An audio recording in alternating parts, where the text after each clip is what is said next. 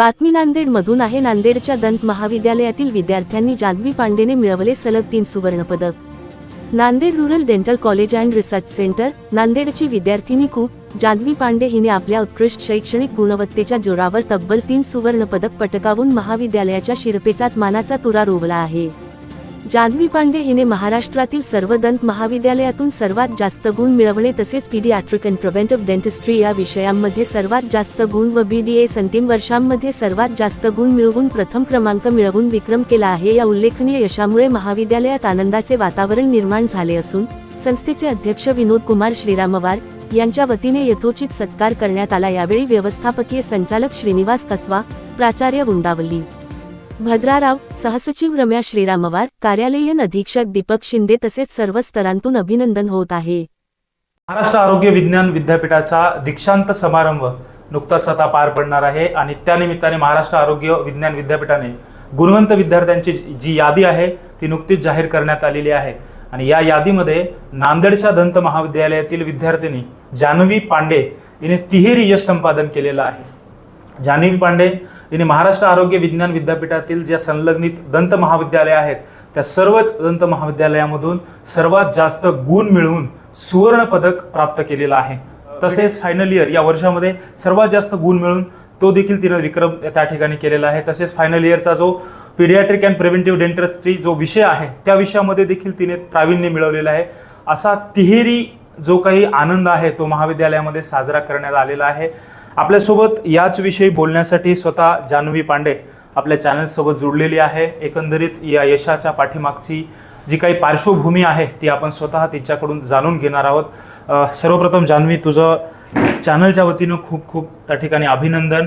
एवढ्या म्हणजे एखादा आपल्याला जेव्हा आनंद मिळतो किंवा एखादं यश मिळतं ते ठीक आहे, पण तीन यश एकदाच मिळाल्याच्या नंतर माणसाची जी भावना आहे ती सर्वप्रथम काय असणार आहे? थँक्यू सो मच तुम्ही कॉंग्रॅच्युलेट केल्याबद्दल। आणि हे माझ्यासाठी एक स्वप्न पूर्ण झाल्यासारखी गोष्ट आहे, कारण प्रत्येक विद्यार्थीची इच्छा असते की एक तरी म्हणजे गोल्ड मेडल किंवा कोणतं तरी बक्षीस असं मिळावं, आपण जितकी मेहनत करतो त्याचं फळ मिळावं। तसंच माझ्यासाठी आज झालेलं आहे आणि ह्याचं श्रेय मी माझ्या टीचर, सर्व लेक्चरर्स त्यांनी मला खूप मदत केली आणि कॉलेजनी सुद्धा म्हणजे वेळोवेळी मला जी काही अडचण असेल किंवा जे काही प्रॉब्लेम असेल ते सॉल्व्ह करत राहिले आणि मला असं कधीच वाटू दिलं नाही की म्हणजे मी एकटी आहे ह्याच्यात।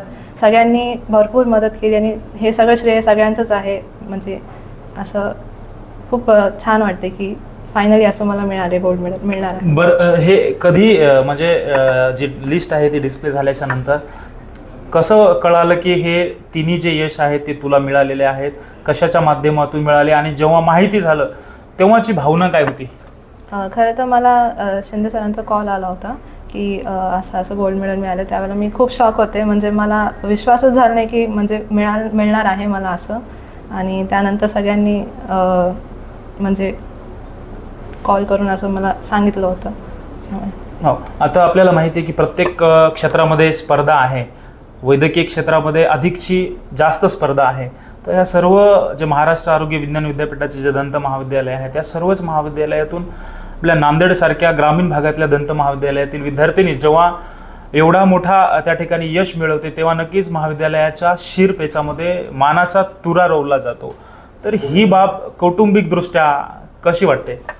हो सर, घरी तर सगळेजण खूप आनंदी आहेत आणि म्हणजे आता गोल्ड मेडल पहिल्यांदा घरी येणार आहे तर सगळेजण खूप खुश आहेत। आणि बरं, आता जो विषय आहे पीडियाट्रिक डेंटिस्ट्री त्याच्यामध्ये देखील तुम्हाला सुवर्णपदक मिळालेलं आहे आणि त्या विषयाचे शिक्षक असतील, एकंदरीत सर्व जो विभाग आहे त्यांची एकंदरीत या पाठीमागं पार्श्वभूमी आणि त्यांचा कसा सपोर्ट झाला? पीडियाट्रिक डेंटिस्ट्रीमध्ये श्वेता मॅम आहेत तर आणि बाकी सर्व पण स्टाफ आहे, त्यांनी मला सतत मदत केलेली आहे आणि कोणती अडचण म्हणजे कधी असं जाणवलं नाही, येऊ दिली नाही। आणि अभ्यासात म्हणजे कसं करावं, काय करावं हे सगळं त्यांनी व्यवस्थित सांगितलं होतं आणि हे मिळालं मला, हे त्यांच्यामुळेच मिळालं असं मी सांगेन। बरं, आता शेवटचा प्रश्न, याच्यानंतर अनेक विद्यार्थी त्या ठिकाणी वैद्यकीय क्षेत्रामध्ये येऊ इच्छितात, वेगवेगळ्या माध्यमातून ते प्रयत्न करतात।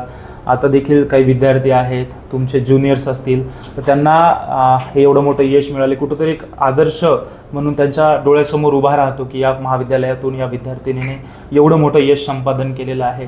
आता तुम्ही डॉक्टर झालात तर काय सांगणार त्यांना?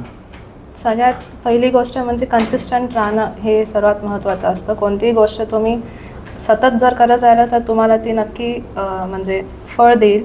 आणि डिसिप्लिन, कन्सिस्टन्सी आणि डिसिप्लिन हे दोन महत्त्वाचे म्हणजे कॅरेक्टरिस्टिक्स आहेत जे की मी फॉलो केले. आणि मी असं सर्वांना सांगेन की तुम्ही कन्सिस्टंट राहा कुठल्याही कामात, ते नक्की तुम्हाला त्याचं फळ देईल. ओके.